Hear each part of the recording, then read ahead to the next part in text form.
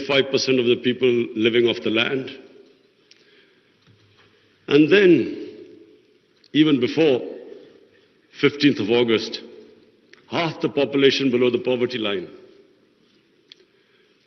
Years of corrupt governance. 75% of the budget supported by foreign aid. Now, a country in this situation, after 15th August, if the foreign aid dries up, the foreign reserves get frozen, banking system freezes, any country is going to collapse, let alone Afghanistan, which has suffered for the past 40 years. So I'm really glad all the speakers before me mentioned the gravity of the situation. Especially I would like to point out what Michael Griffith, Under Secretary of the United Nations Secretary General, what he had to say, the figures he gave. So the point is that if the world does not act, this will be the biggest man-made crisis which is unfolding in front of us. We, the OIC, it's a big responsibility on us, because not only is it the situation in Afghanistan as it unfolds, but it's a religious duty to help them.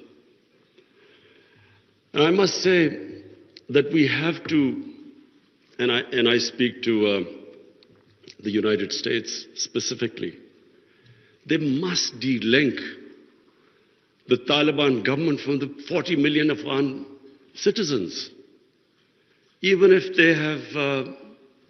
they've been in conflict with Taliban for 20 years. But this is a question of the people of Afghanistan. 40 million human beings.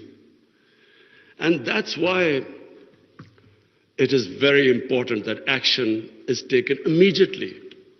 Already we are late. The Afghan winter, everyone knows, is extremely severe.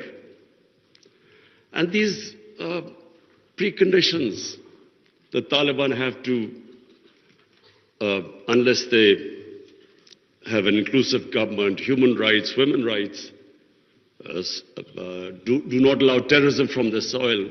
Unless these preconditions are met, the humanitarian aid will not flow, and their foreign reserves won't be allowed to have them, or the banking system won't be allowed to function. This is very important. That first of all, the one time I met the Taliban foreign minister, he categorically said that they wanted to comply with these three conditions. Now the point is, we must understand that when we talk about human rights, every society is different. Every society's idea of human rights and women's rights are different. I just give you an example of the Pakhtunkhwa province, which borders Afghanistan. Because the culture is similar, because Taliban is basically predominantly a Pashtun movement, and there are more Pashtuns on our side of the border. Now, the city culture is completely different with the rural culture. Culture in Kabul was always different to rural areas. Just like in Peshawar, it is completely different, the culture, to the districts adjoining the Afghanistan border. So I give you an example. We give stipends to the child's parents to put the girls into school. But in our tribal districts, or the district adjoining Afghanistan, if we are not sensitive to the cultural norms of those people, even with stipends, they won't send their girls to school. But if we are sensitive to their cultural norms, without stipends, they're willing to send their girls to school. So this sensitivity, I'm afraid, When we are talking about human rights and women's rights, we have to be sensitive about this. But my big worry is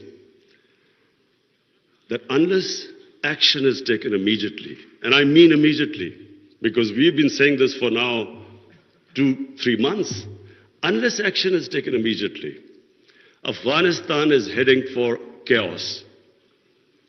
Any government, when it can't pay its salaries of its public servants, hospital, doctors, nurses, any government is going to collapse. But chaos suits no one. It certainly does not suit the United States. Because what if there's chaos there, and chaos means the inability, if the Afghan government does not have the ability to fight terrorism. And we know ISIL is now a threat. It has been a threat. We have had attacks from Afghan border, from ISIL into Pakistan. So the only way you can control what is, and ISIL is capable of international terrorism. And the only reason you can deal with it is if there's a stable Afghan government. And same with Pakistan. Our worry is, and remember, Pakistan lost 80,000 people. We were the biggest collateral damage of the Afghan war. Our economy was shattered. Over $100 billion lost to the economy. 3.5 million people internally displaced. Well, the last thing we want is chaos in Afghanistan, more refugees. We already have over 3 billion Afghan refugees. To date, we have 234,000 Afghans who've overstayed their visa because their situation in Afghanistan means they can't go back. And remember, this is a country, like most developing countries, who are suffering from the fallout of the coronavirus. COVID-19, we're all suffering from the impact it has had on world economies. So we are in no position to deal with this, another influx of refugees and terrorism. So my request to the international community, to the United States specifically, I know the Europe